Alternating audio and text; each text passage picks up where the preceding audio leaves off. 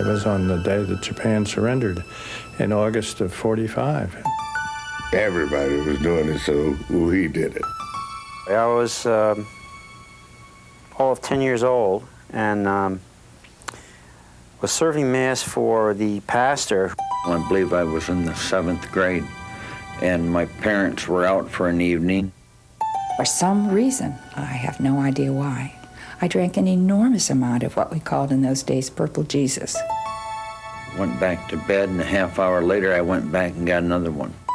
It was a concoction of grape juice and gin, and it was deadly. I got drunk, passed out, and blacked out, and was sick the next morning. That was the first taste of alcohol I had, and I liked it. And that went on for 40 plus years. Memories of that first drink are often funny to think about. They bring back days of youth and rebellion, a transition into adulthood. But very often, the habit of drinking becomes a coping tool for difficult times of life. Hello, I'm Edward Asner. And I remember the TV character I played, Lou Grant. Lou was tough, hard to talk to, usually grumpy, hiding his sentimental side behind a rough exterior, and often tempted at a moment of stress to close the door and pull the bottle out for a quick drink. It was part of his character, and it was funny. What's not so funny is that many people today who take that quick nip are really crying out for help. Alcohol has devastated their lives, and they don't know how to stop. It's a problem of shame and denial, and it's on the rise, especially with older adults. How many of us still think of the alcoholic as the bum on the street corner, the guy on Skid Row, the drunk passed out on the sidewalk? It's just not so. Alcoholism is a universal disease. It can happen to anyone.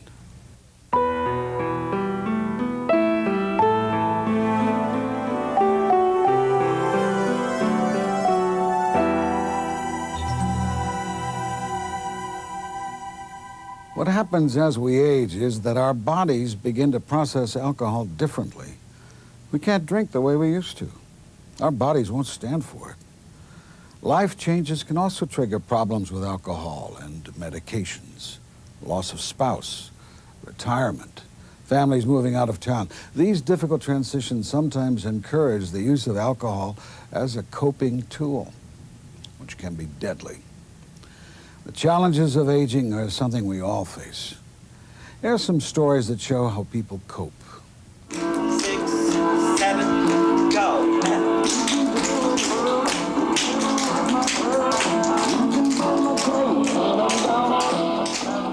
On the face of it, these seniors don't have a care in the world.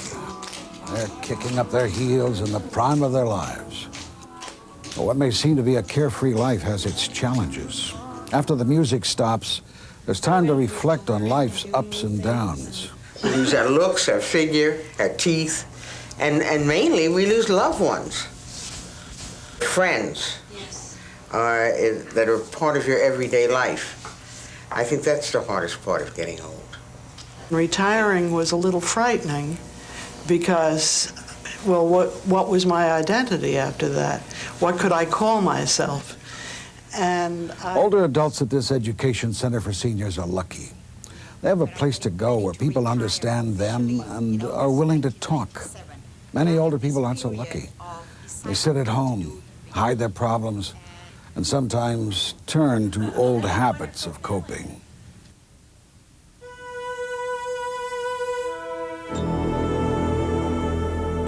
For our parents, it was sort of like the problem. It's the little problem there, you know, and it'll be all right. How I dealt with that was I became absolutely incensed. Who is this garbage man? To go uptown and talk in the cafe, I'm a pillar of society in this town of 600 people. And how can he be up there talking about all of the beer cans? After all, we're in business, we entertain, and blah, blah, blah. I can remember saying very plainly, probably 25 years ago, when I was beginning to work part-time and my children were in school and many activities. My husband was drinking also. And someone said to me once, "How do you do it all, Nancy? How do you do all these things. And I can remember looking at that person and saying, I drink a lot. And they laughed. Fred and Kathy were married for 50 years. When she died, he sought comfort the only way he knew. I just go get a bottle and go sit under a tree and get drunk, that's all. Really drunk. Anne-Marie never had a drinking problem when she was younger. It wasn't until family and financial problems surfaced that she found herself needing a drink more and more often. And I just couldn't perform everyday duties without drinking. I had to have a drink in the morning and a drink all through the day to steady my nerves, to steady, just to perform, to function. A heavy drinker all his life, Gerald found himself out of control after retirement. I used to come home and sit in the garage with my dog and drink about a case of beer, talking to my dog. Fred, Anne-Marie, and Gerald have a lot in common. As newly sober alcoholics, they know firsthand that life transitions can sometimes throw an ugly curve. Today, their lives are back on track, but their experiences with problem drinking are all too common among older adults. It's a problem that friends and family are sometimes reluctant to discuss. Nobody sort of wants to think that that nice old gentleman or your grandmother is an alcoholic. I mean, there's even more, I think, sort of negatives about that, or even thinking about that, or considering it, than in a younger person. It was embarrassing. I mean, it's just, at one time, just embarrassing that older people just don't drink and they don't do those things. Lorene and Liz always knew their parents drank too much. But it wasn't until their later years that the problems became severe. The family was large and supportive with a host of children and grandchildren, but a mix of denial, guilt, and lack of understanding from the medical community kept them from finding the help they needed. I don't care how old you are, they're still your parents, and it's very hard to confront parents. Recognizing and treating older adults with drinking problems is a special challenge in geriatric medicine. Yet there are 4 critical questions a doctor can ask to break open the cage older people sometimes find themselves locked into. First, have you thought about the need to cut down on the alcohol you use? Have you ever been annoyed by people asking you about your drinking? Do you have any guilt about using alcohol? Do you need an eye-opener to get going in the morning? I think the key is reminding yourself that that's a possibility in an older person. My father used to say clearly, it makes me feel rotten. I don't know why I do it. I remember he would say to me, do you think that I want to take another drink of this stuff?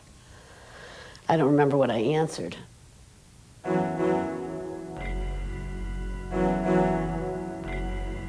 was suicidal. It was a beautiful day. The sun was shining, the kids were coming. We were going to go out to the restaurant that day, and my daughter said, I don't want to go. So I thought, well, maybe I'll just have one beer. This is 10 o'clock in the morning. Maybe I'll just have one beer. And I said, why? And I was hungover, and she said, because I'm ashamed of you. And I slapped her. And the day ended up a disaster. I had 17, 20 some beers, whatever. And she said to me, you're not even worth it. And she walked away. And the look in her eye, not the words, as much as the look in her eye, is what saved my life. The breaking point may be different for each person, but the reality is the same. Life has reached a point where it is unbearable, impossible to continue the status quo. Something has to change.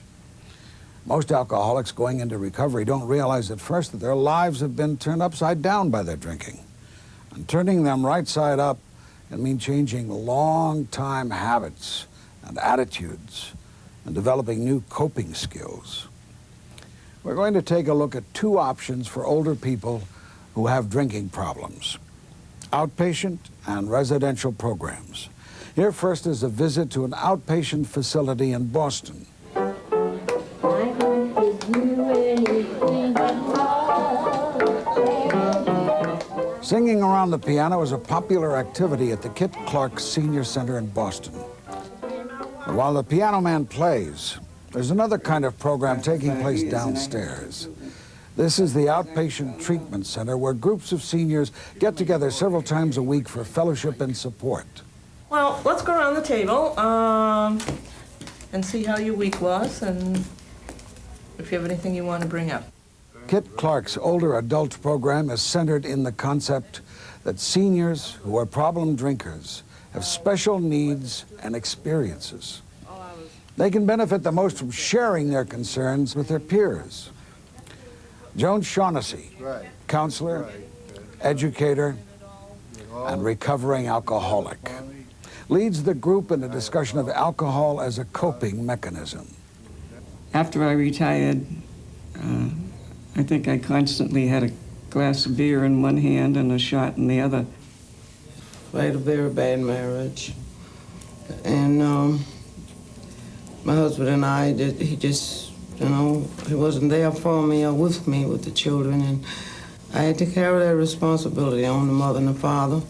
I drank in order to, I used the excuse for energy. How about you, Scotty? Anytime somebody told me I had to do something, that I wouldn't do it. Learning how to cope without alcohol, how to communicate better with family and friends, and how to express worries and anxieties are important parts of this program. And by coming in and sharing with their peers, they can say, oh, wow, I am assertive. I do have a sense of humor. My life is now okay. And they can achieve in later years some of the things they missed in earlier years. About time I put my toys away. I said, why fight this? You know, I finally admit it. I am an alcoholic, and my life had become unmanageable because of booze. Joan's strong and compassionate leadership is an important factor in the group's success. It's also vital with home visits, a way of reaching out to the isolated elderly. How you feeling? Good. Yeah? Judy normally comes to the outpatient meetings, but has been unable to because of surgery. The point of the visit is to keep Judy connected to the group. So you're taking your life back again, do you think, Judy? Trying to. It sounds that way to me. It really does. It's hard, but I have to do it for my own sake, you know. Good for you. So much of the effort in overcoming alcoholism as a coping mechanism relies on rebuilding a strong self-esteem. This doesn't happen overnight. The home visit cuts through the shame that can keep people away from treatment. Okay, kid. Okay, kid. Love you. Thank you. She can rely on us. We're always here for her. And we don't put her down because she drank. For some people, home visits and outpatient programs are not the right answer. Another option is the residential program, which offers an intensive live-in approach to changing a person's routine and coping skills. At the Hanley Hazelden Center at St. Mary's in West Palm Beach, Florida, people of all ages are treated for acute alcoholism and chemical dependency. The program for older adults has achieved remarkable results. Drive into the parking lot at Hanley Hazelden and you are greeted by signs. First things first, one day at a time. Live and let live. Let go and let God. 4 soothing thoughts that underscore the program's philosophy. It's calm and peaceful here, a far cry from the angry behavior that usually brings people to these doors.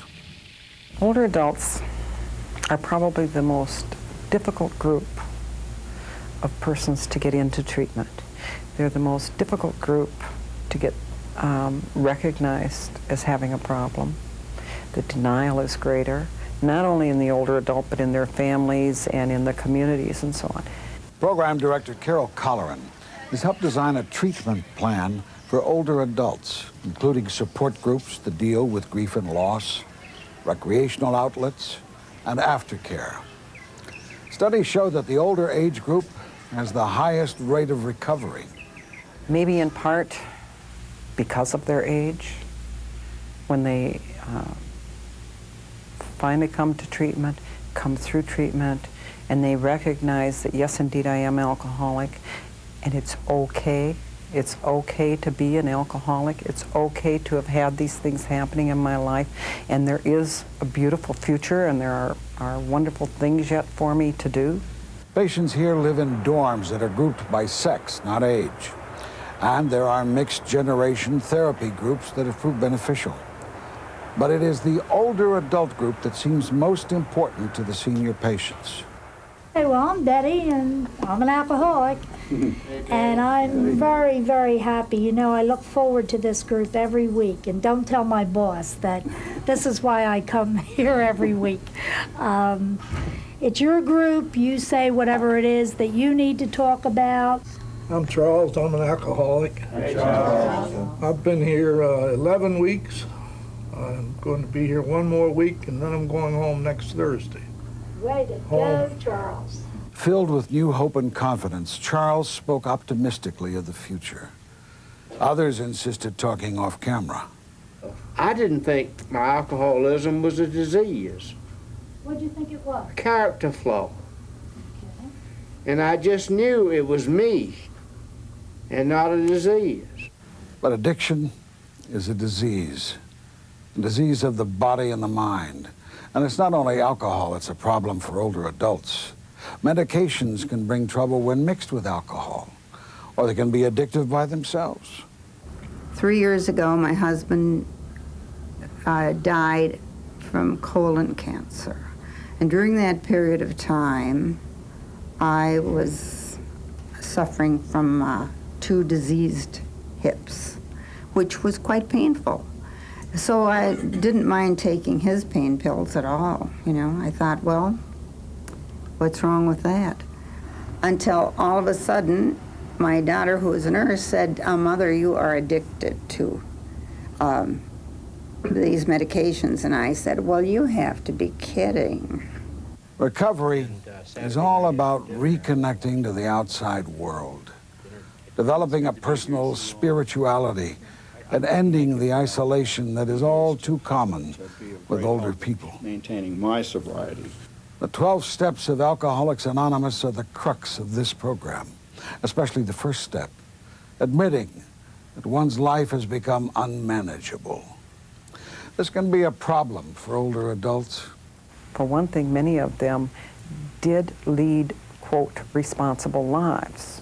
So they don't have that long history of unmanageability that oftentimes your younger repeat chemically dependent person does coming in. But once they acknowledge that life has become unmanageable, the shame and denial are overcome, and there's tremendous peace. When people are willing to help you, don't reach for tomorrow. Take it one day at a time, because that's the only way you survive, is one day at a time.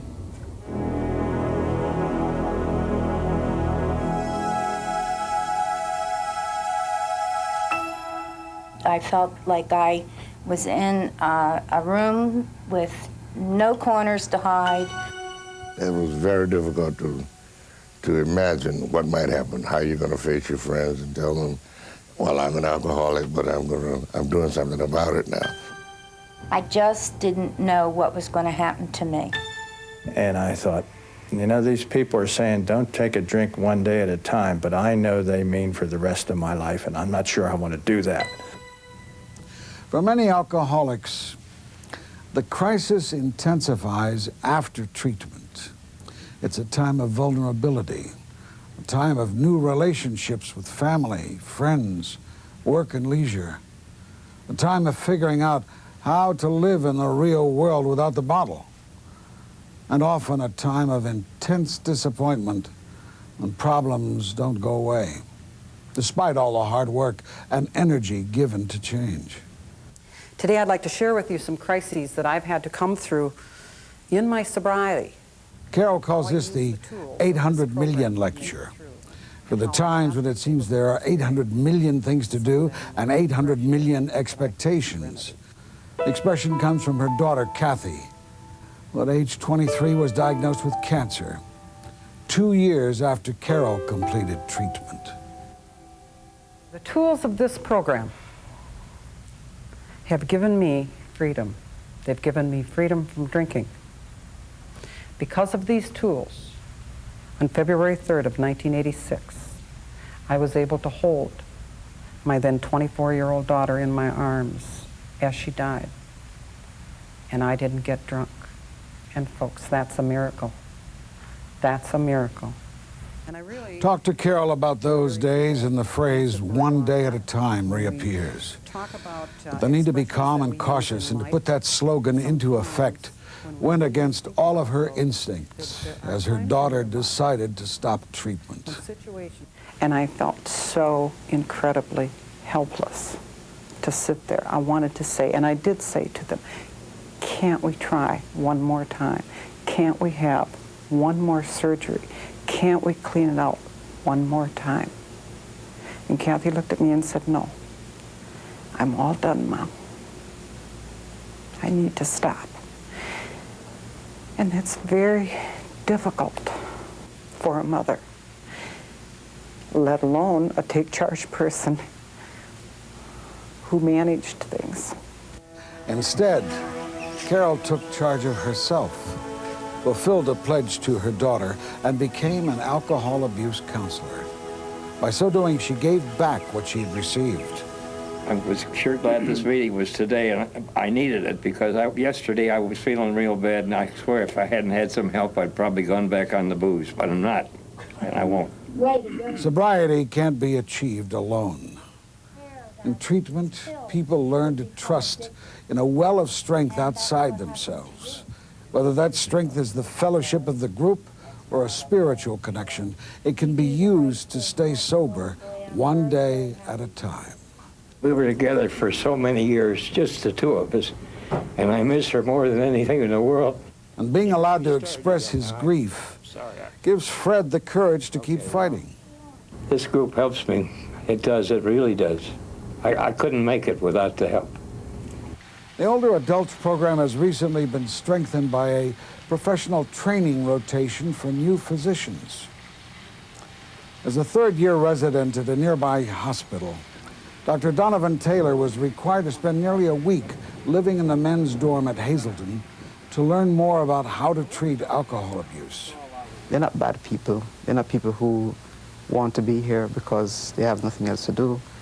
They're here because they need help, and they're crying out for help. For a change, I think they have decided that they're more important than anything else, and their health is much more important. And they've made it their priority to get well. Al problema del consumo del alcohol por la población mayor. Dr. Elmer Huerta is also concerned about reaching out to those in need. He especially wants to reach the Hispanic community, which has long suffered from drinking problems. Because of cultural reasons, Hispanic American seniors, they don't like to talk about this problem. They are not going to tell you, I'm an alcoholic or I am abusing alcohol. They're going to tell you, no, I'm not drinking at all. If we just focus on the alcohol problem, we are not going to have success. So we need to create social network support for these people at their community level. See you later, folks. Take good care of yourself. The hope is that as people begin to be more aware of this problem and the ways to seek help, there will be fewer people hiding away, ashamed and alone. So when people say, leave them alone, let them have their fun, they're not having fun when they're drinking and falling asleep and passing out at 4 o'clock in the afternoon. And there's a wonderful life for it. Maybe some of you watching this program have concerns about your own use of alcohol or medications, or maybe you've noticed problems with a friend or family member. You may have pretended not to notice or believed it was just not your business, but it is. Problem drinking causes heartache for the whole family and community. It's up to everyone to seek help for those crying out. Be honest. Don't cover up the drinking because of shame. Find out about outpatient and residential programs in your community. And look for older adult groups which can offer extra support for older generations. An alcoholic is not just the man under the bridge. It can happen to anyone.